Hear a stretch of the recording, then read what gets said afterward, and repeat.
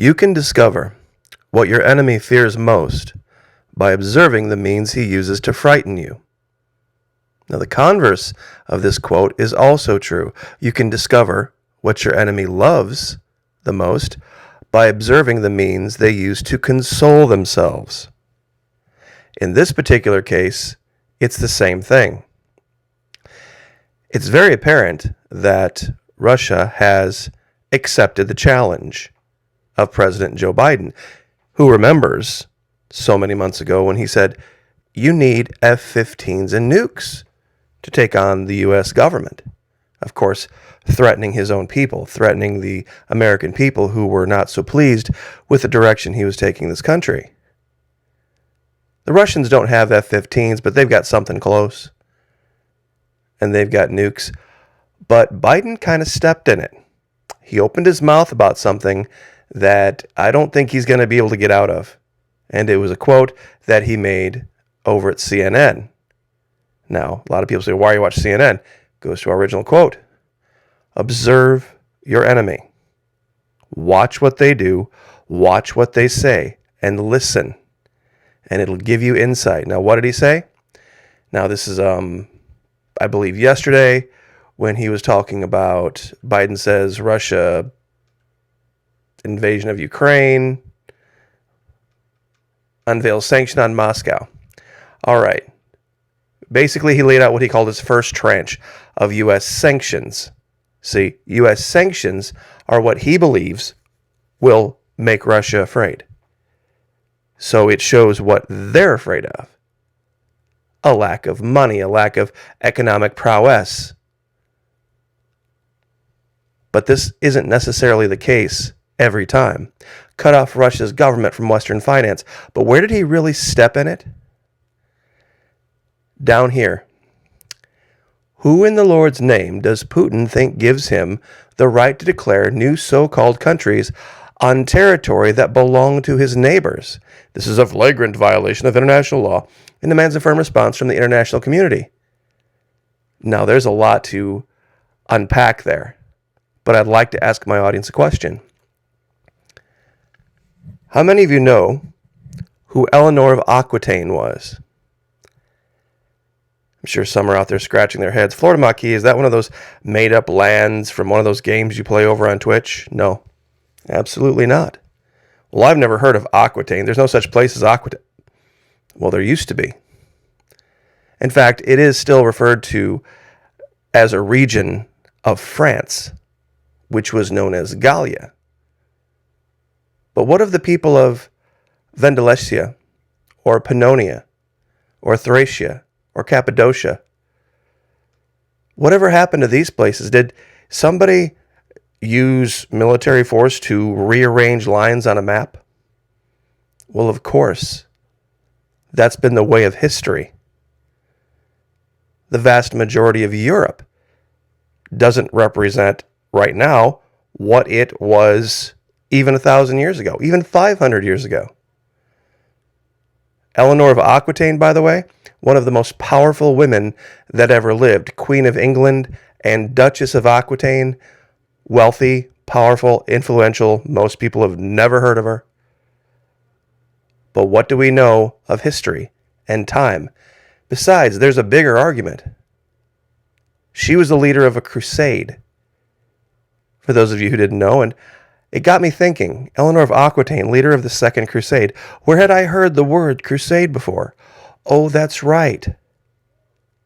That's right. You remember George Bush, W? He took part in that little staged event after that other event in November of 2020. I wonder how that all jives with Bill Clinton and Barack Obama and Joe Biden and all this. Going on their own little personal crusade, one with drones, one in Serbia, launching missiles against aspirin factories, the war on terror. And besides, can someone please show me on a modern map where Czechoslovakia is? What about Yugoslavia? What about Prussia? What about Constantinople? Are you saying that those places never existed? They were pivotal places in history. That came and went. It is just the way of things. Even Southern Prepper did a 2-minute video last night laying all this out. Is the U.S. being hypocritical? Absolutely. It is the modus operandi of Washington, D.C. when it perceives something out there that it might see as maybe a possible threat in the future to go send a few thousand troops and planes and bombs and guns and everything else. And what of manifest destiny? Mexico would like a word with you, President Joe Biden. So would all the Native Americans like a word with you about your stance on, what was your quote? Let me see. I don't want to quote you wrong here. Who in the Lord's name does any president of the United States think gives them the right to declare new so-called states and countries on territory that belong to their neighbors? Oops. And speaking of manifest destiny, Grant said something very prescient about this.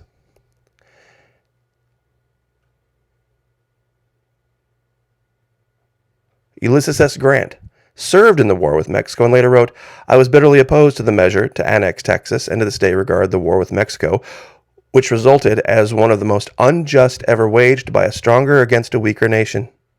It was an instance of a republic following the bad example of European monarchies in not considering justice in their desire to acquire additional territory." War of 1812. Continentalism. This is the history of the United States. Now, those of you who think I'm all on one side, let's look at things from the other's perspective for just a minute. You see, this picture would have to be something you would agree with if you were on the side of Russia. If you'd like to know more about how to think about things from two different directions, join us over at Patreon. $1 a month, less than that if you sign up for a year. Would love to have you over there.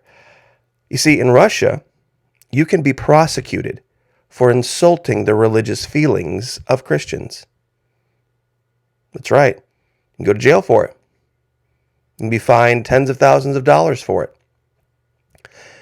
There have been people that have posed inappropriately in front of religious buildings, and the Russian government has arrested them, put them in jail, fined them.